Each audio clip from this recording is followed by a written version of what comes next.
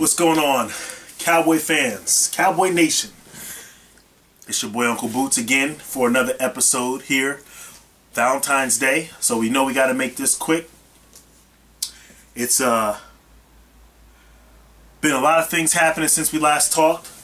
Some of them we covered and we kind of anticipated here on the show, and some new things have happened, so we'll kind of get right to it. Yesterday, Jason Garrett had his press conference, if you will. He wasn't real informative, or he was very elusive about some of the questions that were asked by the Dallas media, which to me the Dallas media is more of a joke than Jason Garrett was, because you had an hour with Jason Garrett and all you could do is, you know, keep questioning about the play calling. I mean, as a Dallas Cowboy fan, as fans like yourselves, we deserve better than that. And you can blame the organization for not giving us the answer that the media wanted, but I don't really think that Cowboy fans, real Cowboy fans, not people that get paid to ask questions, but real Cowboy fans, the people that actually pay for Cowboy paraphernalia or Cowboy games, I don't think we care who the play caller is.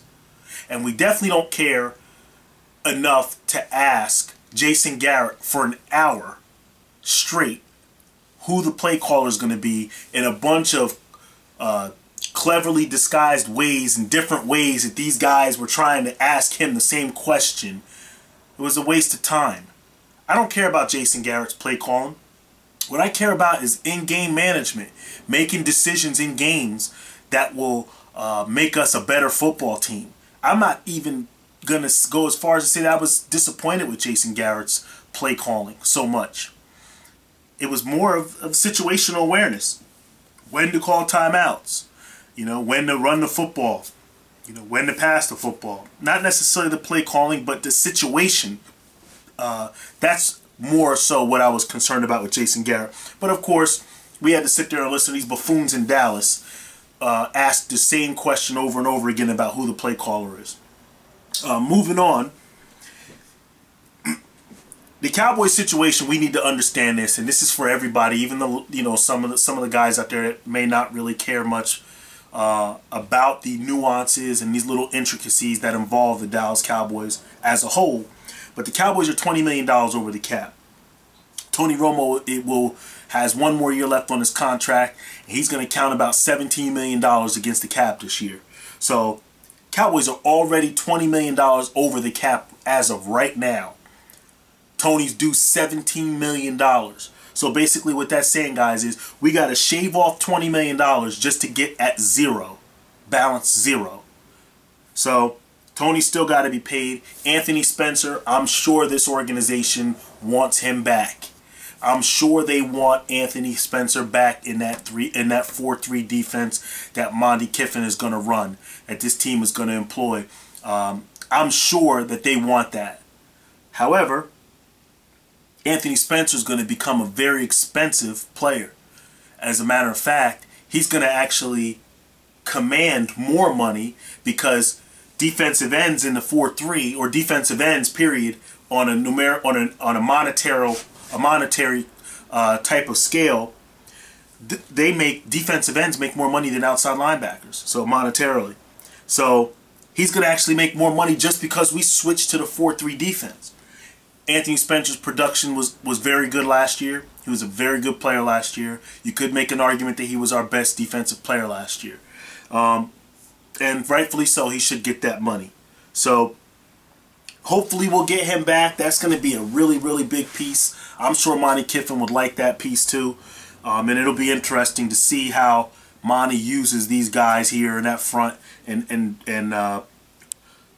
gets those guys to go out and be productive. If Spencer is even not there, it'll be good to see how we backfill that position.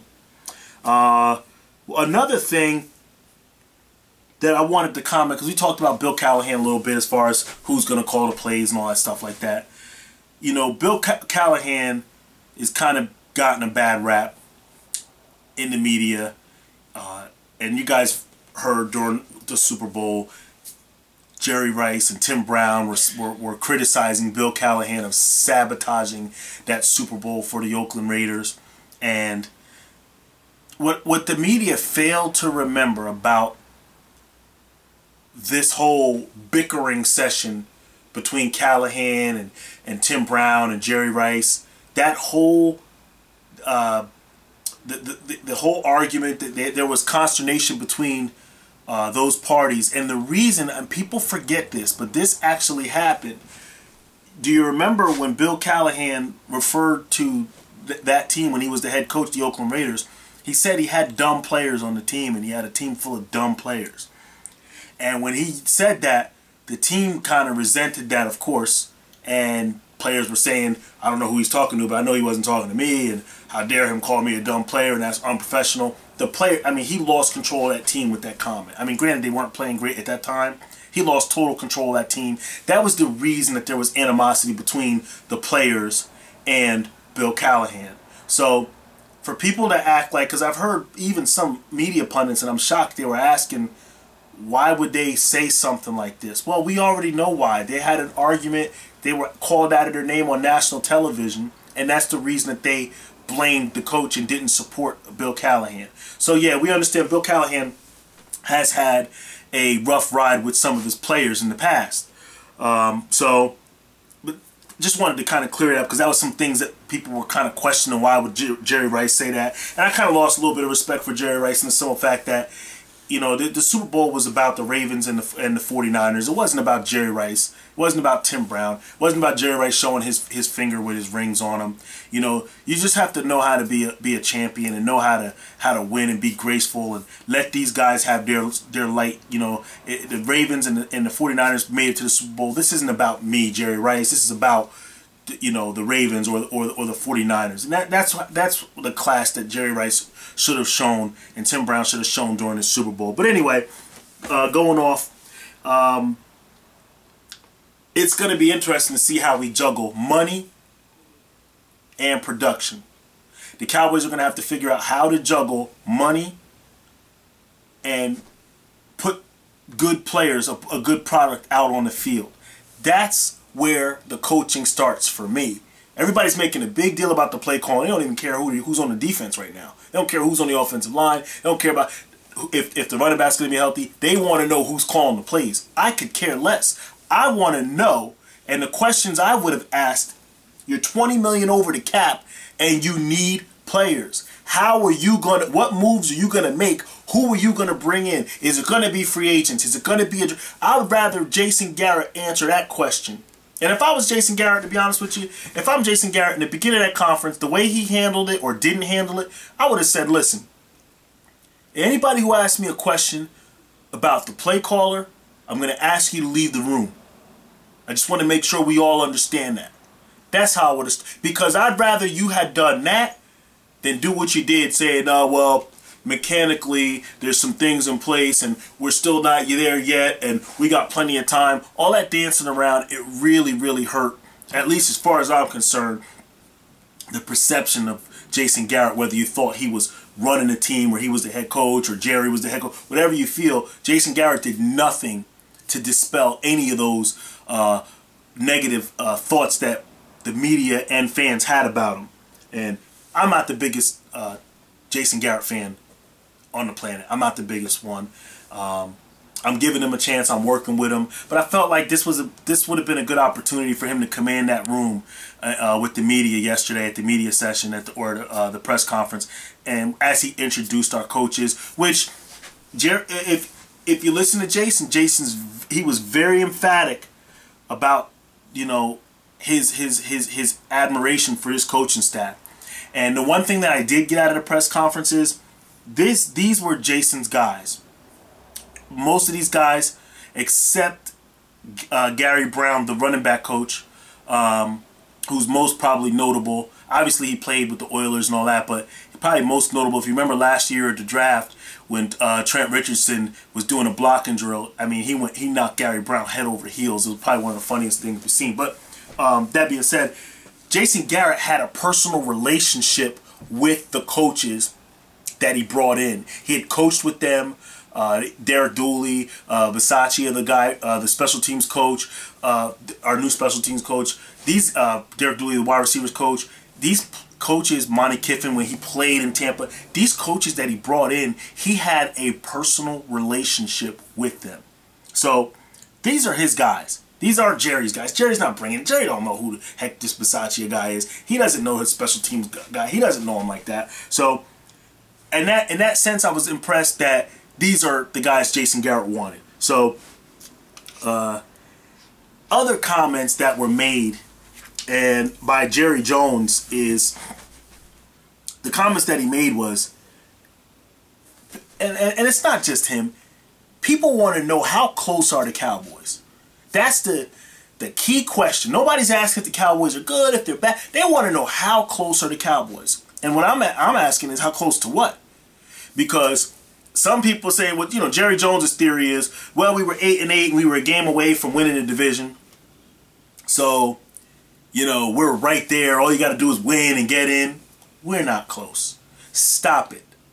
Every last one of you who's breathing that same air that he's breathing and drinking the same thing he's drinking, stop it. This team is not close. This team was closer to 6-10 or 7-9. They were way closer to that than they were 10-6 or 11-5. So 9-7. This team wasn't that close. I don't want to hear that. This team's not close to doing what the Giants did, 9-7. And coming back and making it to the Super Bowl. This team's not 10-6 like the Packers and then winning. This team is not that. And this team's not the Ravens. They're not close to the Ravens. How dare somebody compare the Dallas Cowboys to the Ravens after you watched what they did during the season, making in-season coaching changes, which the Cowboys probably could have did with Rob Ryan. They could have made an in-season coaching change as the defense started to regress down the stretch, and they could have made some changes there. This team made none. They weren't smart enough to realize who our better players were, inserting Dwayne Harris so late in the season. He was a dynamic weapon for us. He could have been there earlier in the season and gave us a juice. Maybe we beat Seattle. Maybe we win that Giant game that we lost and so forth. So these games, we just failed to another thing about we're not close. As much as I'm a Tony Romo fan, you guys see my jersey here, big Tony Romo fan. You cannot tell me that Tony Romo, anything we've seen postseason, looked like what Joe Flacco did for the Ravens. That kid stood back there. He made all the throws. He earned every dollar he's about to get in an NFL sense. That kid did everything that was asked of him. And he not only what he did, but what he didn't do. He didn't go out there and turn the football over. Okay? That kid was perfect in the playoffs.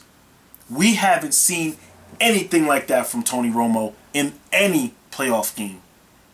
Okay? So when you think about how close we are, how close are we to getting that production from the quarterback? We haven't gotten that. How close are we there? So I'm not one of these guys that thinks we're right there, we're close, we almost had it. No, we're far away. And we're further away now that we don't have money to bring in players or even replenish some of the players that we're losing. Because that's the key thing. It's not so much about, oh, we got to bring in free agents. We're not that team where we bring in T.O. and that's what we need. This team needs to just patch up what we're losing. So I talk about this 4-3, to move to the 4-3 defense.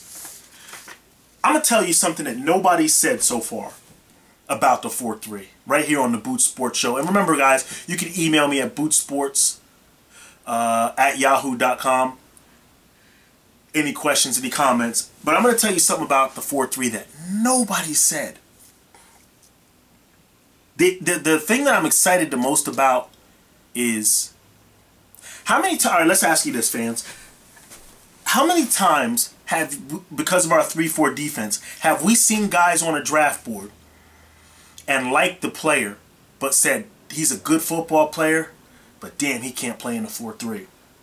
I want to go back to when we used to just grab good football players and they used to play. Because in the 4-3, you can do that. You can play on heart, guts, determination, will. You can play with all that. In the 3-4, you kind of had to specialize things. Like, well, he's a good hard-nosed player, but he can't play in the 3-4. Like, remember how good Dat Nguyen and Dexter Coakley were? Those guys were gritty, grinded out players, fighters, bleed on the field. But the 3-4 phased them out. You know, as soon as we turned 3-4, the first thing you heard rumors was Dat Nguyen and Dexter Coakley, they got to go. Those guys were everything defensive football represented. Everything. Everything you coach and believe in football, Dat Nguyen and Dexter Coakley represented that. So you eliminate guys like that. The 4-3 will allow us to go back and say, I want that kid because he's a damn good football player. And in retrospect, what it will also do, it'll help us draft better. Less failure rate with the draft. I know we've been drafting well the last couple years. I'd like to see us do a better job with our big guys. We're a good skill player draft team. We can get wide receivers, right? We can draft, we can draft corners. We can draft linebackers, but what about the guys up front? We lucked up with Jay Ratliff. If we thought Jay Ratliff was going to be that good, we wouldn't have waited until the 7th round to draft him. We'd have drafted him in the 2nd round. So, I want to see big body guys on the offensive line. I want to see big body good guys drafted. But on defense, I want to see the front. I want to see us be able to draft guys that play football. That'll help us in the future. So I just want some good football playing dudes. That's what I want. So, and like I said, it perpetuates the fact that we struggled finding those players in the 3-4. We struggled trying to plug players in. I mean, Jay Ratliff never really had an ideal backup. Never had a guy that can come in and make. DeMarcus Ware never had a backup. Anthony Spencer never had a backup player. Now we can go back to drafting prototypes, football players. But anyway, I'm going to tell you something else about the media that's bothering me here on the Bootz Sports Show. Why? I see these draft shows on DallasCowboys.com, and I'm talking about Brian Broaddus and his sidekick that he has there. Why are they spending so much time talking about safety and running back? Now, I understand DeMarco Murray's situation with his health. But if you think this team brought Monty Kiffin in here to start drafting safeties and running backs, they didn't bring Monty Kiffin's old. Monty Kiffin's 72 years old. He don't have time to be wasting 2nd round picks on running backs and 1st round picks on safeties. This team has the safeties it needs on the roster. I promise you. And I'm going to go out on a limb here on this show. I promise you the future safeties of the Dallas Cowboys are on this roster. One of them being Barry Church. The other one will be Matt Johnson. I know he hasn't been healthy, but I promise you when it gets going, you're talking about football playing dudes, that's what Matt Johnson will be. When you watch him, you'll see it. He'll show up this year. And even if you don't have to, we've done enough with these free agents. We still have Sensabaugh, who's been a pretty decent safety. This team isn't wasting time. They're talking about Kenny Vaccaro. I'm sick and tired of hearing guys in the media that have a voice that can represent the true fan talk about guys that nobody in Dallas is wasting their time on. Talking about taking possibly Eddie, the kid from the running back for Eddie Lacy. This team isn't taking Eddie Lacy in the 1st round or the 2nd round. If this team wants to invest in a running back, it'll be the 3rd round at the earliest, but I'll say the 4th. So if Monty Ball is sitting there in the 4th, that's a good pick. And you know what? I'm going to tell you this about Monty Ball. I know I'm killing them for talking running backs, but the only back I would take late is Monty Ball. And here is why. The one thing he does is he scores touchdowns from the running back position. And that's what this team has lacked since Emmett left. We don't score touchdowns running the football. But that's what this kid, that's all this kid does. He sets touchdown scoring records from the running back position. So if there is a running back, and I mean a, That's who I want. Don't talk to me about Reggie Bush. Reggie Bush, we don't have enough money. We are $20 million over. So I don't want to hear nothing about Reggie Bush and some of these guys they want to bring in. Now, if they can work out something on the cheap, maybe a trade, something like that, whatever, and they can bring in Steven Jackson, somebody that can spell or work with DeMarco Murray, a very similar back, that's a good move. That would be a good move. That would be a good play.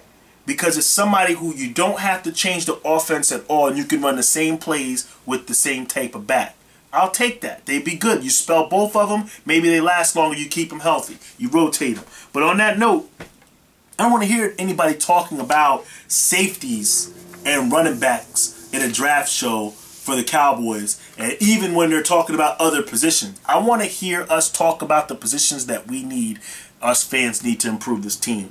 Now, I'm going to say this. I said this on a previous show. I'm going to say it again before I close today because I am going to be shutting this show down. But I will tell you, I will be doing an NFL draft board. There will be NFL draft talk coming. So I'll be talking to you guys, seeing how the draft board is, what you guys think, how you like the board. We'll try to do a fan draft board. Maybe something we'll come up with creative.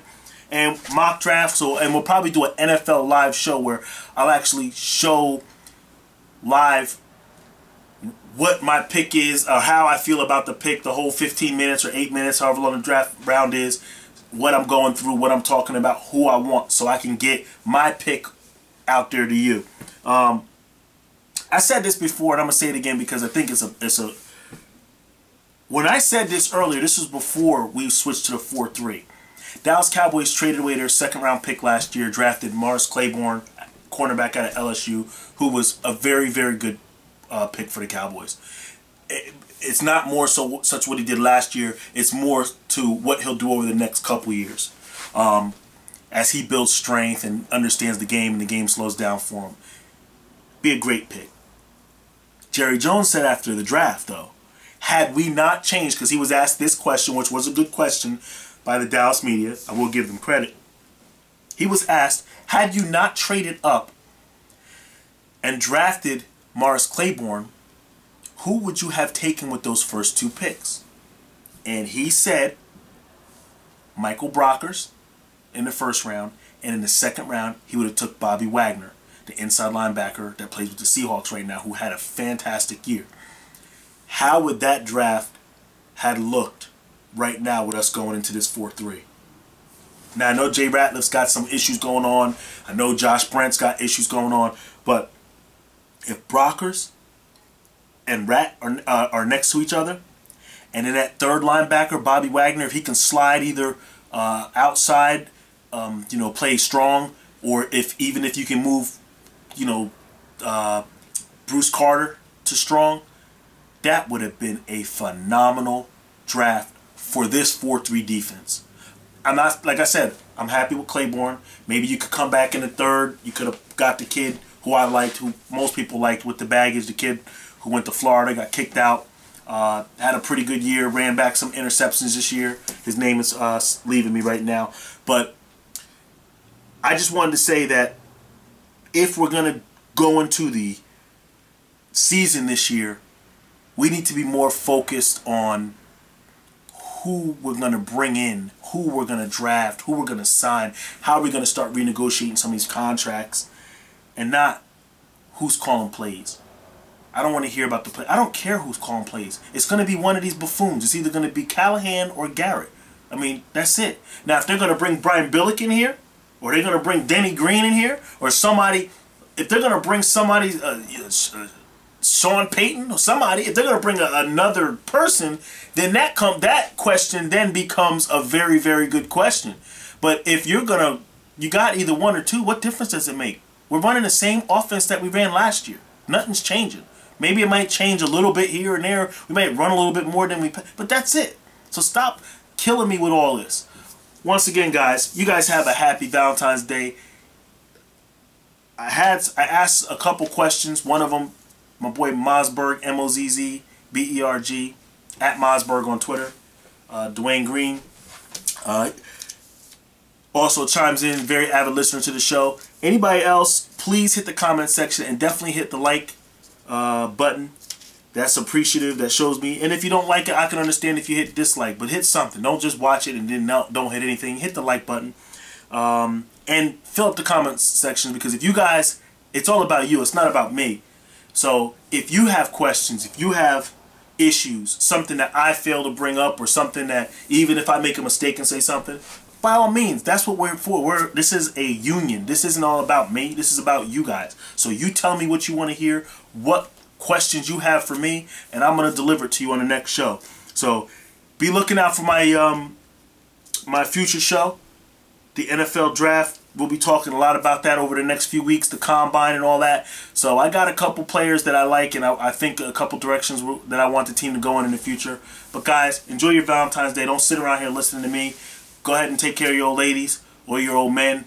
I know we got some female listeners out there too, guys. Once again, I appreciate all your support, all your help, because without you guys, I wouldn't be doing this. So once again, if you give me a minute, 10 minutes, 30 minutes of your time, it's all appreciative. So I appreciate everything.